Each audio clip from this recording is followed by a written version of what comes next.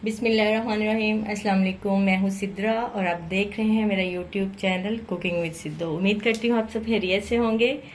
तो सबसे पहले सबको ईद मुबारक, बकरा ईद मुबारक। अल्लाह पाक सबके लिए हैरोफियत की ईद हो। तो मैं अपने किचन में बनाने जा रही थी शनवारी मटन कढ़ाई, बिल्कुल होटल स्टाइल की, रेस्टोरेंट स्टाइल की। तो मैंने कहा चले आपसे भी रेसिपी शेयर करती हूँ कि ईद वाले दिन कैसे फटाफट हम खाना बना के तो फ्री हो जाएं। तो ये मैंने मटन लिया है, 2 kg है। और टमाटर इसमें 4 अदद हैं, बड़े साइज के हाफ कट किए हुए हैं। 1 अदद मैंने बड़े साइज का प्याज डाला है। और लहसुन अदरक का पेस्ट है 2 टेबल स्पून। कुटी हुई मिर्च है ½ टीस्पून। और रेड मिर्च है जो पिसी हुई, वो 1 टेबल स्पून है। हल्दी 1 टीस्पून, नमक 1 टेबल स्पून, जीरा, गरम मसाला, दालचीनी और बड़ी इलायची और खुश्क धनिया। मसाले मस्त जाएंगे। दालचीनी और बड़ी इलायची आपने गोश्त में मस्त डालनी है, इससे गोश्त की स्मेल बिल्कुल ख़त्म हो जाती है।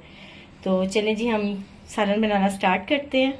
मैंने एक कुकर लिया है, इसमें ऑयल डालना है और ये जो मैंने मटन धो लिया है उसको मैं ऐड करूँगी। अच्छा, ऑयल हम कम डालेंगे क्योंकि ना कुर्बानी के गोश्त में भी ऑयल होता है, मतलब वो बहुत ज़्यादा ऑयल छोड़ता है, इसलिए हम ऑयल कम डालेंगे।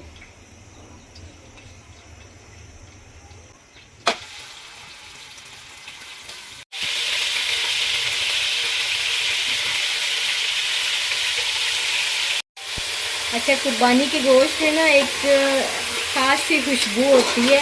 तो आप अगर इसको बॉईल करने से बेहतर है कि इसको अच्छे से पहले भून लें सारी चीज़ें डाल के, तो इसकी स्मेल बिल्कुल ख़त्म हो जाती है।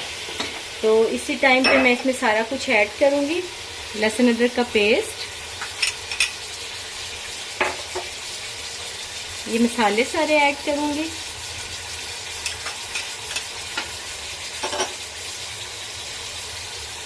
रेड मिर्च और कुटी मिर्च,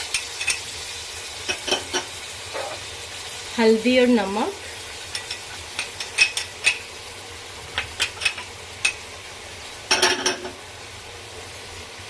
टमाटर और 2 सब्ज़ मिर्चें, प्याज आप स्किप भी कर सकते हैं, लेकिन हमें लाइट सा मसाला चाहिए इस शनवारी कढ़ाई में, तो इसलिए मैंने प्याज ऐड किया है। अब हम इसकी अच्छे से भुनाई करेंगे जब तक कि हमारी इसकी स्मेल बिल्कुल भी गोश्त की ख़त्म नहीं हो जाती।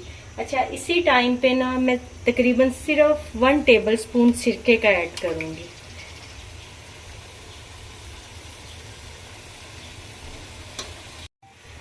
सिरका इसलिए डाला जाता है कि ना गोश्त की स्मेल बिल्कुल ख़त्म हो जाए। तो हम ना इसको तकरीबन 5 से 7 मिनट के लिए बहुत अच्छे से भुनाई करेंगे इसकी, जब तक गोश्त का कलर चेंज नहीं हो जाता।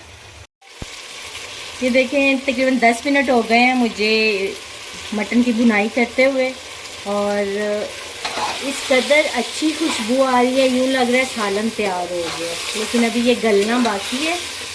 तो ये देख सकते हैं आप, इसने ऑयल भी कितना अच्छे से सारा छोड़ दिया है और टमाटर वगैरह भी बिल्कुल मसाला बन गया। इसकी हमने इतनी भुनाई करनी है, इसका सारा काम भुनाई का है, इतनी भुनाई करनी है कि यूँ मज़ेदार सी खुशबू आना स्टार्ट हो जाए। तो अभी इस टाइम पे हम इसमें, मैंने 2 गिलास पानी लिया है, ये ऐड करेंगे। आप देख लें आप मटन कैसा खाते हैं, हम थोड़ा नरम खाते हैं, तो इसलिए मैं पानी थोड़ा ज़्यादा ऐड करूँगी।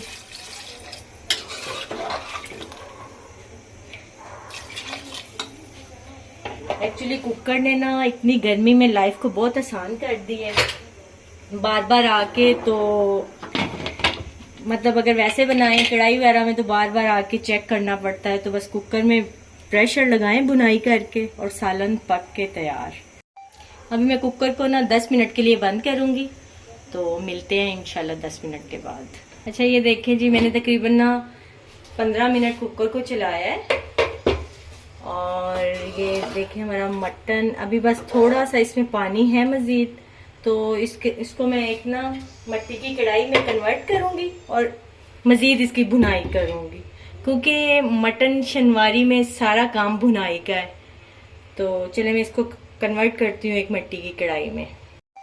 अच्छा ये देखिए मैंने ये इसको कढ़ाई में कन्वर्ट कर लिया है। तो इसको ना हम मीडियम आंच पे 5 से 7 मिनट के लिए दम पे रखेंगे।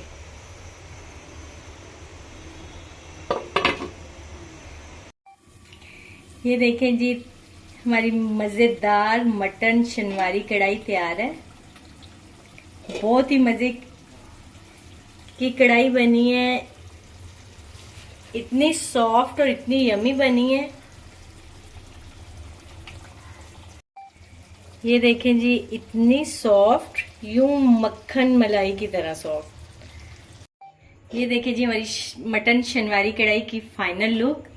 आप भी मेरे तरीके से बनाएं और इंजॉय करें और मुझे फीडबैक ज़रूर दें कि आपको कैसी लगी है मेरी ये वीडियो और रेसिपी। अगर आपको मेरी ये वीडियो और रेसिपी अच्छी लगी है तो वीडियो को लाइक कर दें, शेयर कर दें और सब्सक्राइब कर दें। Thank you.